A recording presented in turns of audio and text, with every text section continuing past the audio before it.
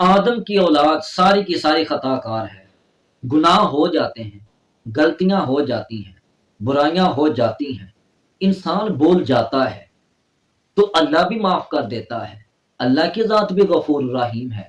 ہمارے گناہ گار ہونے میں کوئی شک نہیں، اس رب کی ذات میں معاف کرنے میں، اس اللہ کا رحیم ہونے میں اور رحمان ہونے میں، معاف کرنے میں، بخش دینے میں کوئی شک نہیں۔ لیکن شرک مشرک کو اللہ نے معاف نہیں کرنا۔ اللہ سبحانہ و تعالی قرآن پاک کے 5ویں پارہ میں سورہ النساء کی آیت نمبر 31 کے اندر فرماتے ہیں، ان تجتنبوا کبائر ما تنہون عنہ نکفر عنکم سیئاتکم۔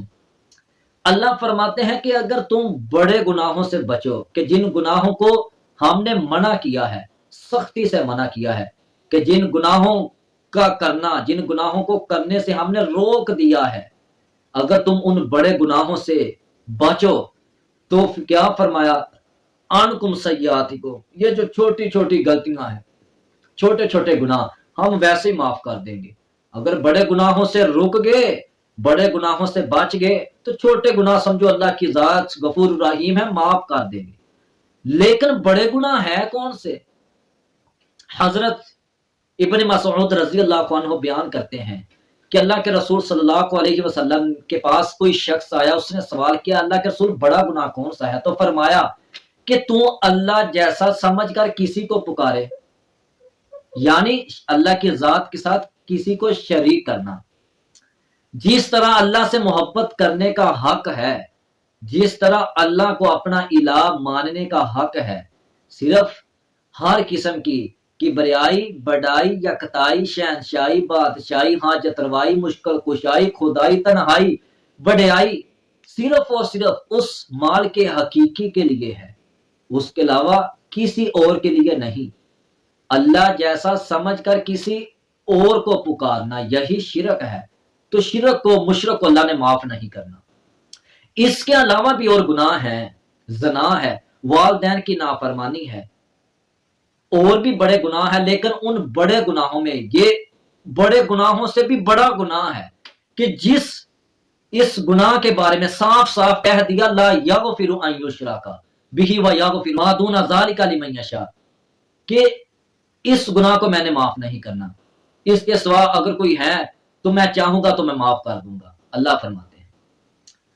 تو اسی طرح اللہ سبحانہ و تعالی، اللہ کے رسول صلی اللہ علیہ وسلم فرماتے ہیں کہ اللہ نے فرمایا، اے میرے بندے، کل قیامت کے دن اگر تو مجھے زمین سے لے کر آسمان تک تو گناہ کر لے، تو گناہ کر کر کے اتنے گناہ کر لے کہ زمین و آسمان بھر جائیں، تو کل مجھے ملے، لیکن تیرے ان گناہوں میں، تیری زندگی میں اگر شرک نہ ہوگا تو اے میرے بندے میں تجھے بخشش کے ساتھ ملوں گا، میں تجھے معاف کر دوں گا۔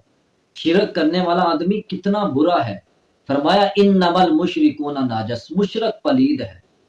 مشرک مکے مر جائے، مشرک تب بھی پلید ہے۔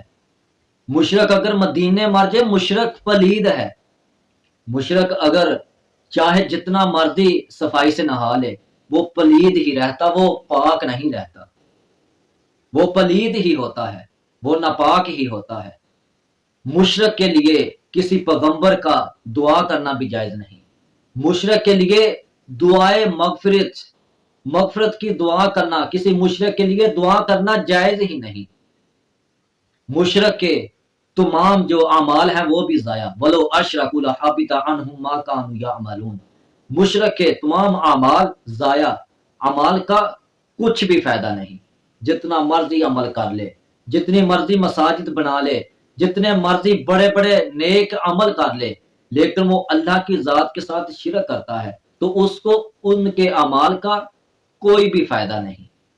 پھر اسی طرح فرمایا مشرکوں کے لیے اللہ کے گھر بنانا بھی جائز نہیں۔ اللہ کے رسول